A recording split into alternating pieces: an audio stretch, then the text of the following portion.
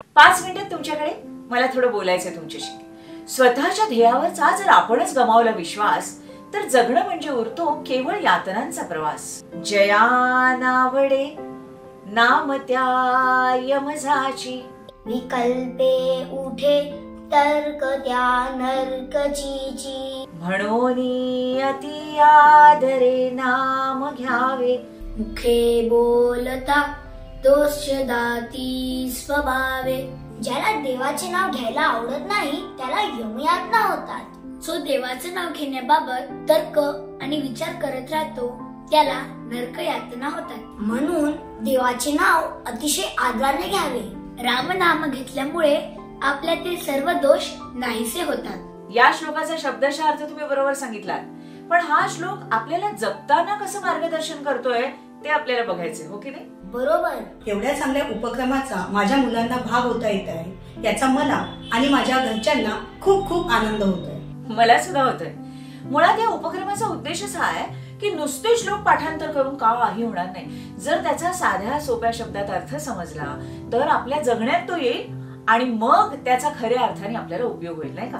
असा रेड्यावरनं यम येतो, तो आपल्या गळ्याभोवती फास टाकतो वगैरे वगैरे कल्पना विश्वातनं आपण बाहेर येऊया। उत्तम काम म्हणजे रामनाम हे जर आपण लक्षात घेतलं तर चुकीचं काम झाल्यामुळे जे दुष्परिणाम भोगावे लागतात त्या म्हणजे यमयातना। परीक्षेत अभ्यास करून पेपर लिहिला आणि उत्तम मार्क मिळाले तर ते रामाचं काम। मार्क मिळवायचे चांगले, अभ्यास झालेला नाहीये म्हणून कॉपी करायची तर ते चुकीचं काम। असतात ना अशी मुलं, मग त्यांना शिक्षा सुद्धा होते। मग त्याच्या पालकांना बोलवलं जातं, सगळ्या शाळेमध्ये त्याची चित होते, नंतर सुद्धा मुलं त्याला चिडवतात, तो बघ तो कॉपी करणारा, त्याला शिक्षा झाली होती। मग अशा वेळेला काय फेमस झालंय मी शाळेमध्ये, कॉलर ताठ आहे माझी, कॉपी केल्यामुळे झालं हे सगळं, असं म्हणून तो खुश होतो का? नाही नाही, त्याला वाईट वाटत असणार। त्याचा त्रास वाढत जाणार, चुकीचं वागल्यामुळे त्याला यमयातना होणार। विकल्पे उठे तर्क त्या नरकची। काय होतं, आपण एखादी चांगली गोष्ट करायचं ठरवतो आणि मग कुठल्या ना कुठल्या कारणाने ती अर्धवट सोडून देतो आणि त्याचा नंतर आपल्याला त्रास होतो। कसा ते सांगते हा।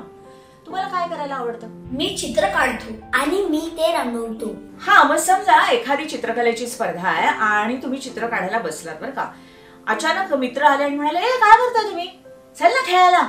नाही नाही, आम्हाला हे चित्र पूर्ण करायला पाहिजे, स्पर्धेत भाग घेतलाय आम्ही। अरे काय मोठ्या स्पर्धेत भाग घेतलाय, जसं काय अगदी बक्षीसच मिळणार आहे, चल रे मजा करूया। तुम्ही गेलात खेळायला, नंतर स्पर्धेचा निकाल लागला, सगळ्यांचं कौतुक झालं, चित्र प्रदर्शन भरलं मोठं आणि मग तुम्हाला वाटायला लागलं, अरे अरे आपणही जर हे चित्र पूर्ण केलं असतं तर या कौतुकाचा आपणही मानकरी ठरलो असतो आणि मग जो त्रास होईल ना त्या म्हणजे नरक यातना। युद्धभूमीवर अर्जुन हतबल झाला आणि त्यांनी युद्धच करायचं नाही असं ठरवलं। एका क्षत्रियानं असा निर्णय घेणं बरोबर होतं का? स्वधर्म सोडी लढण्याचा बळी झाला नरक यातनांचा। गीता उपदेश कृष्णाचा मार्गावर आणला रथ विचारांचा। बापू काळे म्हणतात की आपण सारेच अर्जुन आपलं ध्येय अर्धवट सोडण्याचा कधी ना कधी विचार आपल्या मनात येतोच। अशी स्थिती जेव्हा ज्ञानेश्वरांची झाली तेव्हा मुक्ताईनं कार्याची ताटी उघडली।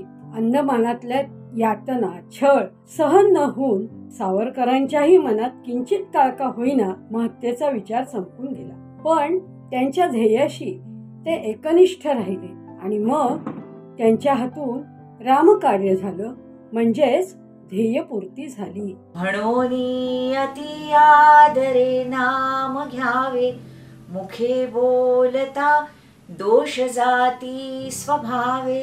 आपण जे उत्तम काम करत असतो त्याच्याबद्दल आपल्याला आधी खात्री असली पाहिजे की आपण उत्तम काम करतोय आणि मग आपल्या कामाबद्दल आणि स्वतःबद्दल सुद्धा आपल्या मनात आदराची भावना निर्माण होते। कोणी काही म्हणालं तरी प्रत्येकामध्ये काही ना काहीतरी कमी असतं, दोष असतात। कोणाला थापा मारण्याची सवय असते, कोणाला काहीतरी हवंसं वाटतं, पटकन उचलावंसं वाटतं, कोणाला नवीन काहीतरी शिकण्याची भीती वाटत असते। जसं साने गुरुजींच्या आईनं त्यांच्या मनात असणारी भीती नष्ट करण्यासाठी त्यांच्या लहानपणीच प्रयत्न केले। पोहायची भीती वाटते म्हणून लपून बसलेल्या छोट्या श्यामला त्याच्या आईने मित्रांबरोबर जायला लावलं आणि मग त्याची मनातील भीती कायमची दूर पळाली। म्हणूनच इंग्रजांची राजवट असूनही बलसागर भारत हो असं काव्य ते लिहू शकले। सविने कायदेभंगाची चळवळ करू शकले, विठ्ठल मंदिरात हरिजनांना प्रवेश मिळावा म्हणून उपोषण करू शकले आणि यशस्वीही झाले. शिक्षकाची नोकरी सोडून त्यांनी भूमिगत राहून स्वातंत्र्य चळवळीत भाग घेतला. हे धैर्य त्यांना कुठून मिळालं? लहानपणी त्यांनी भीतीवरती मात केली होती म्हणून. किती छान सांगितलं. मी नक्की करेन हे. आतापर्यंत 100 मनाच्या श्लोकांचे साध्या सोप्या शब्दात अर्थसंकर मी व्हिडिओ केले आणि अजून 105 मनाच्या श्लोकांचे असेच व्हिडिओ मी बनवणार आहे, तुमच्यापर्यंत पोहोचवणार आहे. पण ते तुम्ही सुद्धा इतरांपर्यंत पोहोचवा, कारण हे रामाचं काम आहे. आणि मग आपण सगळेजण म्हणूया, इतना तो हम कर ही सकते हैं. जय जय रघुवीर समर्थ.